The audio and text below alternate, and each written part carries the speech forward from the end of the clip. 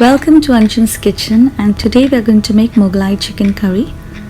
To make this Mughlai chicken curry, we'll take 2 onions, we'll cut them into large pieces and place them on the wire rack like this.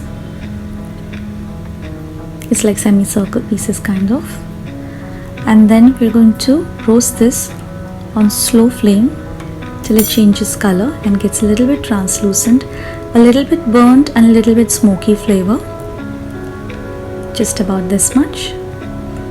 And then we're going to keep this aside. Then we'll take around 4 garlic flakes. If they're large, we'll take 4 garlic flakes. If the garlic flakes are smaller, you'll need to take more. Around 4 to 5 green chilies, 2 tomatoes. So we'll put them into a mixie jar, the green chilies, then the garlic flakes.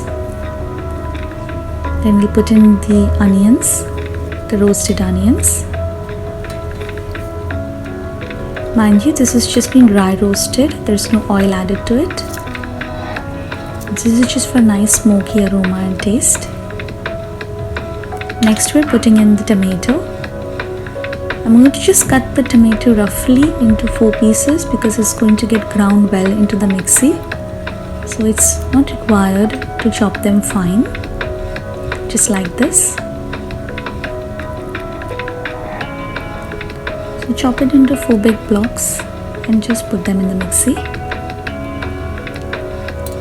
Around 8 to 10 peppercorns, a twig of cinnamon goes in, 2 or 4 teaspoons of sour curd. The curd has to be sour and not fresh, around 4 teaspoons. There. Then we'll take 1 teaspoon of cumin seeds. Next we're going to add a few cloves, around 4 to 5.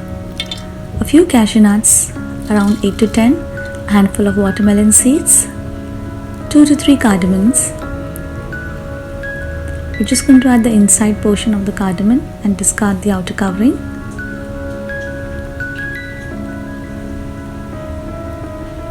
This gives a lovely flavor to the gravy, so I've added the 2 or 3 cardamoms to this. I'm just adding 1 more tomato to this just to increase the consistency of the gravy and the quantity.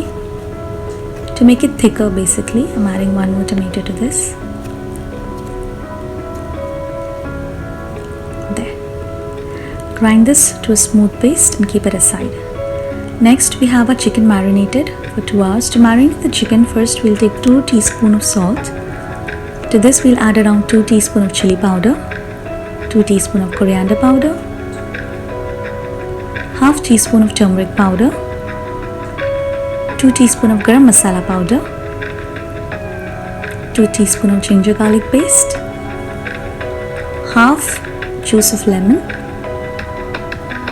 1 teaspoon sour curd or yogurt, 1 teaspoon of mustard oil, and we're just going to mix this well to prepare a nice paste.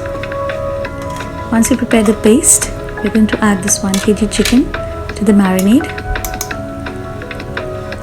And then we're going to mix this up well. You can mix this with a spoon or you can mix with hand. I find it better to mix with a hand so that it gets coated nicely.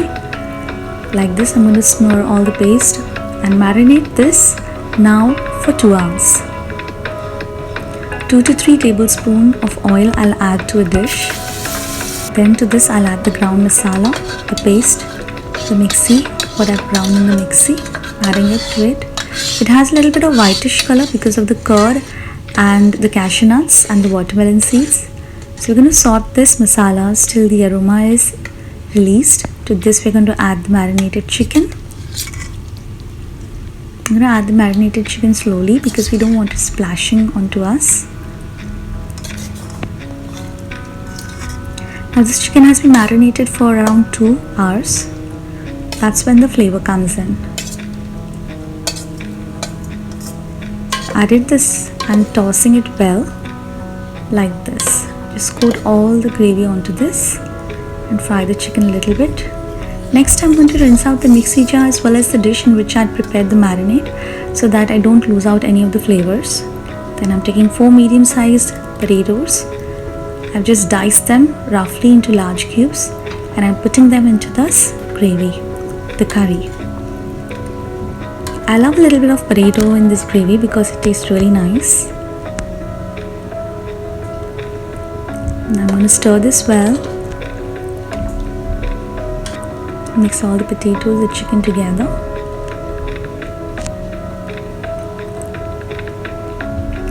Nicely like this. Then add 1 teaspoon of salt. Stir it up nicely.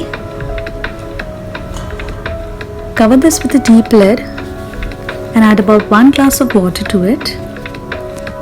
When the water starts boiling, because of the steam that's cooking underneath it, you can add this boiling water to the gravy. You're never going to add cold water to the gravy because it doesn't taste well then. So just if you want to add any water, this is the way to add it. Next, I'm taking some fresh cream. I'm going to whip it up, the fresh cream. And then once I whip this cream nicely, it's about 2 tablespoons of fresh cream. I'm whipping this well. Once I whip this cream nicely, stir it well. I'm going to add this 2 tablespoons of whipped fresh cream to this gravy, to the curry, like this.